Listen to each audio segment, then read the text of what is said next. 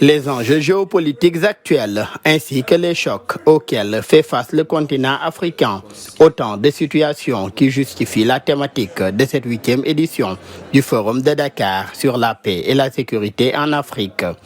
L'Afrique à l'épreuve des chocs exogènes, défis et stabilité de souveraineté.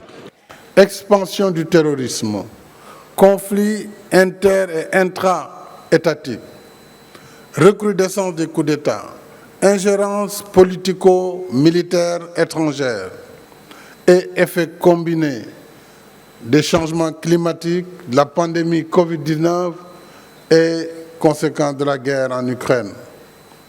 Force est de constater que le tableau n'est pas reluisant. Ce forum est aussi l'occasion pour les différents participants d'échanger sur les moyens de prise en charge des grandes préoccupations sécuritaires, politiques et socio-économiques sur le continent. Il y a un effort que les États africains doivent faire dans leur sécurité. Et le président a parlé ce matin de monter jusqu'à 5% des budgets.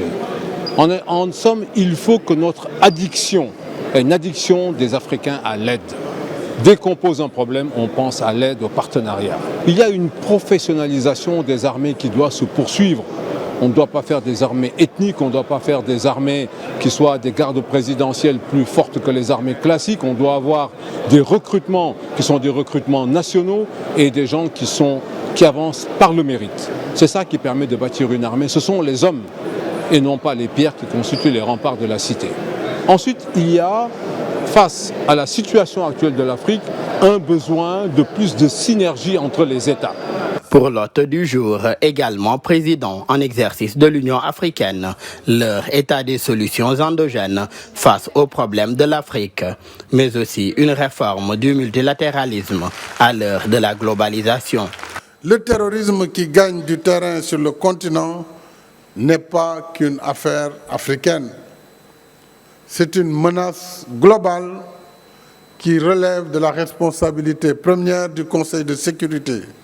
Il urge pour nous de rendre opérationnelle la force africaine en attente et de financer de façon plus adéquate le Fonds de paix de l'Union africaine.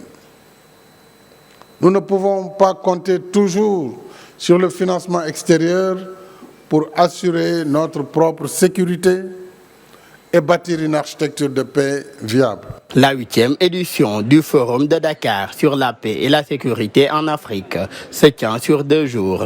L'événement a été l'occasion de citer en exemple le Sénégal et l'Angola pour leur contribution financière au déploiement de la force d'interposition en République démocratique du Congo, mais aussi d'inviter à des mesures exceptionnelles face aux circonstances actuelles et de porter le plaidoyer pour une place de l'Afrique au G20 et au Conseil de sécurité de l'ONU.